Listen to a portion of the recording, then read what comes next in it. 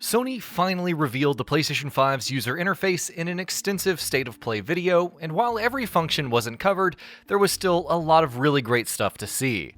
Let's take a look at some of the new features and how they differ from the PlayStation 4's UI.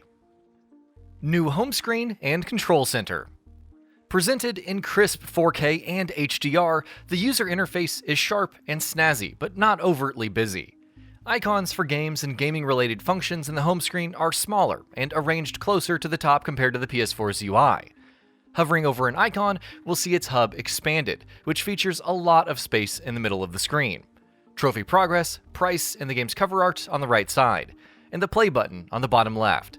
Pressing down from the play button allows access to the new Activities tab, official news for the game, video clips, DLC, and so on. But what if you're currently playing something? Well, this is where the control center comes into play. When playing a game, hit the PlayStation button and a row of icons will be brought up below. From the home button and game icon to online friends, the controller, and even the power button. This is also a convenient way to access activities, screenshots, and official news while playing, and doesn't go to a completely separate screen like the PlayStation 4. Activities. You'll notice several colorful cards in the control center, but what are activities specifically? They're essentially gameplay opportunities and allow for jumping into different elements immediately, like a specific level for Sackboy: A Big Adventure.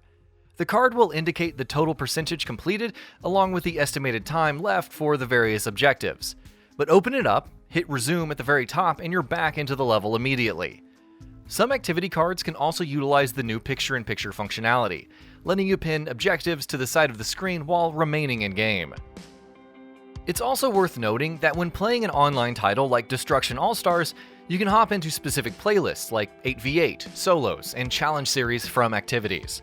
The control center can be brought up on the home screen as well, letting you quickly navigate to any activities for a game or specific console functions immediately.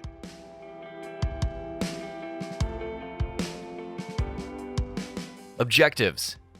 Another key new feature are objectives. These are little missions that you can fulfill for a specific level. In the case of Sackboy: A Big Adventure, this could be locating specific costume pieces and emotes. 3 objectives are displayed at a time, though there's also a View All Objectives option beneath. Essentially, this allows players to more easily hunt down collectibles and other items in-game. Game Help. And if you're really stuck when it comes to certain objectives, there's the new Game Help system. Some activities will offer this and provide hints for certain objectives. For example, when looking for a specific costume part in Sackboy, Game Help will provide screenshots, directions, and even a small little video walkthrough. These can either be viewed in the card itself or pinned to the side of the screen to view while playing. Game Help will be available for PlayStation Plus subscribers for some PS5 titles. Screen share. Joining parties is a lot more intuitive on the PlayStation 5. It's possible to join or view a party from an interactive notification, which is easily accessed via the PlayStation button and, once again, doesn't take you out of the game. It's also easier to hop into a party from the control center thanks to activities.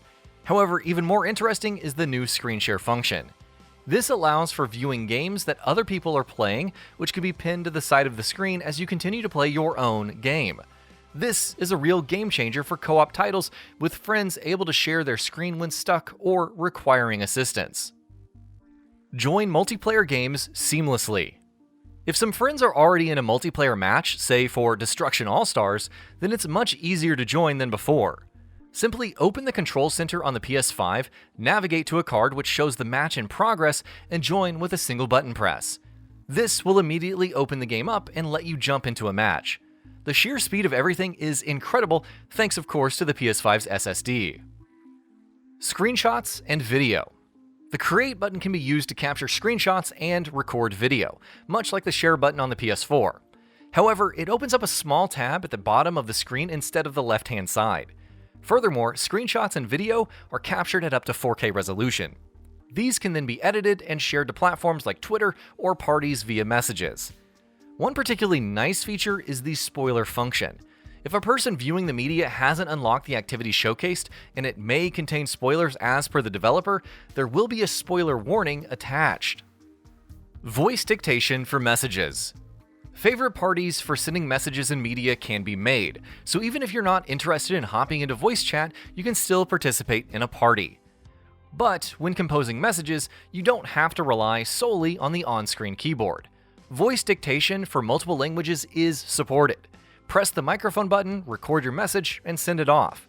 So you can stay out of voice chat and still keep up with the conversation at a reasonable pace. Explore.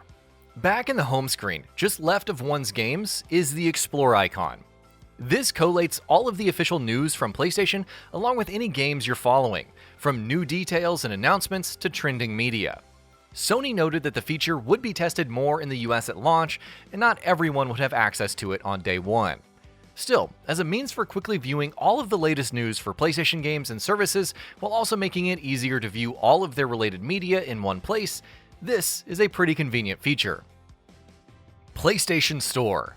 Finally, we have the PlayStation Store.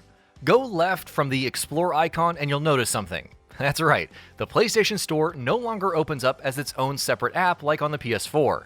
On the PS5, it's fully integrated into the console, making it easier to browse for games and even access features like PlayStation Plus Collection for available backwards compatible PS4 titles. Though Sony didn't show off too much of the new PlayStation Store, it did indicate that there would be room for personalization.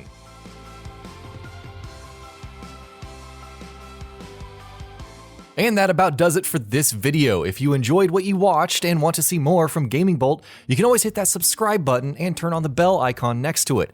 That way you will never miss any of our videos.